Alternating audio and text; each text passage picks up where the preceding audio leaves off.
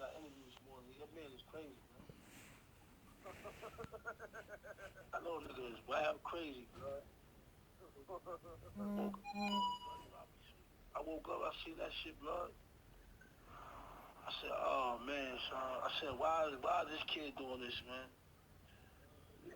Why is this kid like who's in this kid ear scrap? Like who's like making him talking fucking blood, blood. The nigga gotta be on drugs. Remember nigga said fuck Treyway? He said fuck Treyway, bum ass niggas, baby ass niggas. Huh? Hello? What you said? He said fuck Treyway. Niggas some bum ass niggas. Niggas is dirty niggas, niggas thieves. Like ain't no Treyway. Like ain't no more Treyway. Nigga like I made that shit. What? Like yo, what the fuck? Like I said I gotta call this nigga. Hey man, I need some type of like, but this kid is crazy, homie. Like Shorty all the way lost it, homie. I don't know what kind of pills he taking or what he on scrap, but the kid losing it, homie. He gonna give us something. He being real disrespectful, homie. Like Facts. my niggas done. My nigga took their soul out and put it on a hanger and hung it up in the closet with you, son. What are you talking about? You fuck niggas, boy. That's how you feel? Like you don't really feel like you can put up on niggas and have a conversation? You gonna go social media with it? Yeah, he gonna give what you looking for. I'm telling you, bro. He gonna give what you should. I feel kind of depressed right now.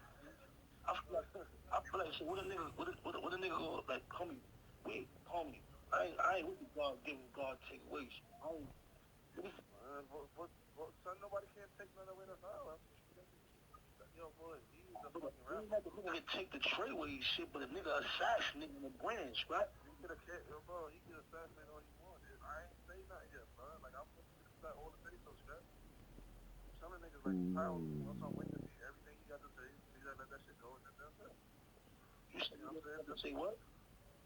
Hear what he got to say, and then I'm gonna start firing on everything, like, I got all this other nigga. Like, come on, bro. Yeah, man. Well, make sure you call me for activities and festivals. Yeah, that's Monday. We're going on Monday. TMZ already got they got some shit set up for me. So Monday they want to film. So man, everybody, me, you, Crispy homies, everybody on camera. We in the room smoking regular shit. Like, you know what I'm saying? Yeah, I'm coming. I'm gonna be there for that. Smart security systems are the new... I don't know who this kid think he's talking to. You didn't create Treyway. We created you. You was a mutt.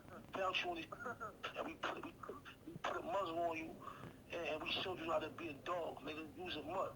You don't know nothing about this lifestyle that you perpetrated. But you know, come on, Scott. We made you who you was, so you could help us in our situation, nigga. Swapped it out. Don't try to act like it wasn't an even exchange. We gave you life, and you introduced us to the bag more than what we was, nigga. That's it, nigga. But you ain't make Treyway scrap. We made you. You wouldn't be shit without Trey. Matter of fact, you better be able to handle all that drama you gonna cause too. Cause we good out here in these streets, nigga. What about you? You, nigga, like you talking, and then you dry snitching. You talking about, I knew my team was strong. So what I'm trying to say is, that's why I was acting the way I was acting. That's why I was talking all the shit I was talking, because I knew my team was strong. He like, but you know, at the end of the day, I knew when I got, it had to be niggas around me because my team was too strong for niggas to be outside of, like, basically like he dry snitching, bro. Right. I'm like, don't stop this nigga. Always locked up. And this what you saying on camera? Right. You know what he's doing. Yeah, he trying to dry snitch, bro. He know what he's doing. You know what he's trying to do. My niggas threatening his family, telling people where he live at. Like, if he don't want to do the shows, the promoters is telling niggas where he live at to try to get people to do something to his moms, homie. He said all that? Nah, that shit all on TMZ, bro. I said, this kid is crazy, son. And then, remember, when me and you, this is 212, and you just told me the other day, like, yes, about the paper, about refraining from 12 with the boy. So I'm like, oh, boy playing, like, this is what he trying to do. Boy playing dirty, man. He trying to dry snitch at the same time, homie. But he keeps saying, fuck Treyway, fuck that nigga Treyway, fuck Treyway, ain't no Treyway, fuck Treyway. I'm gonna feed him. They got the fucking shit right there. Yo, bro, you got, I don't want to choke that phone, homie. We gotta meet up and choke. I'll tell you, I'm gonna pull up on you. Alright. Say that shit no more. Yo, I gotta go Philly later on. You want to move? I'll go with you, nigga. I don't give a fuck. Come get you. As soon as I leave here, I'm coming straight down Brooklyn and come get you. Alright. So be dressed or something. You know what I mean? Dress for the day, that shit. Check it out now. Oh man, listen, this ain't the movies, people. Okay, and we do got another one, and I ain't talking no DJ Khaled. Now, to be honest, man, people always act like or clown the people who get caught on wiretaps. Yet they think if they do simple things like change their phone numbers every week, get a quote unquote burner phone, that the cops can't get them. In reality, with technology, we move so fast, and getting a warrant for a wiretap is so damn easy that, to be honest, if you change your number and got a new phone, if you call somebody else that might also be on an investigation, you might as well not done anything in the beginning. The cops are still gonna find your line because you're calling the same people. Why change your phone and your number to call the same mother effing people? Now, Shotty and Mel Murder. Now, this is another recording, a wiretap of their conversation. If you don't know by now, clearly Mel Murder's phone was tapped, okay? You can kind of tell whose phone is tapped when you're hearing them crystal clear. And the government does this weird thing of trying to put one of their voices or one line on like the left like speaker and the other one on the right speaker. Now, I don't know if Mel Murder thought he was being recorded because he was pretty free in talking to Jim Jones, and he seems pretty free in talking to Shotty. Now, I gotta give Shotty some credit because Shotty I think Shotty was playing dumb, honestly. I think he was playing dumb. I don't think he never heard of this interview. By the way, they were reacting to this Breakfast Club interview by 6ix9ine, the last one before he got locked up, which was like 2 days before he got locked up, right? Pretty much, they were reacting to that. And if you hear Shotty, he acts like he almost never seen it. He's doing a lot of giggling. He's not making any real comments. He's not making any threats. He's just doing light commentary. And the worst thing he probably even said was, I'm a feeder. Okay? Now, what that term means, I don't know too well. Maybe some of the gangsters in the goddamn comment section can help me out. But pretty much he kept it pretty light. Like, yo, word, he said that. And if you ask me, Shotty was talking really careful. And he was talking like somebody who knows the feds or the cops might be onto them, and possibly talking over a cell phone, saying all type of wild stuff is clearly out of bounds. Either that or he still had genuine love for 6ix9ine, so while others may have been mad at him and just wishing harm on him and saying, yo, we gotta do this to him, do that to him, Shotty wasn't all the way on board yet. That's what, if you ask me.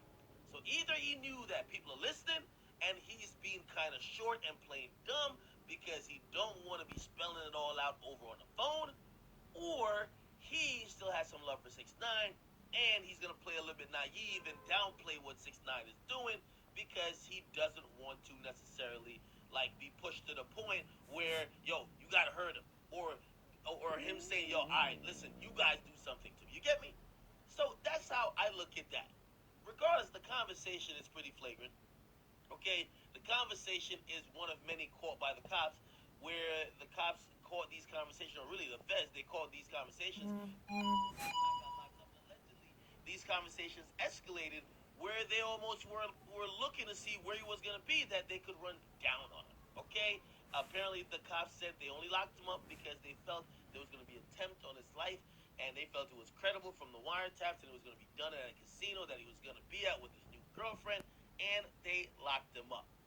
Now, what can we make from this tape? Okay, there's a few things in this tape too you could decipher.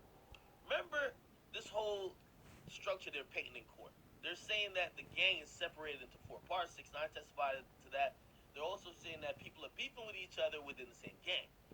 What I get from this tape is that gang gang drama gets dealt with within the gang, and despite how far it goes, they still, to somewhat of an extent, hold each other down, which means they're not going to go tell the cops on each other.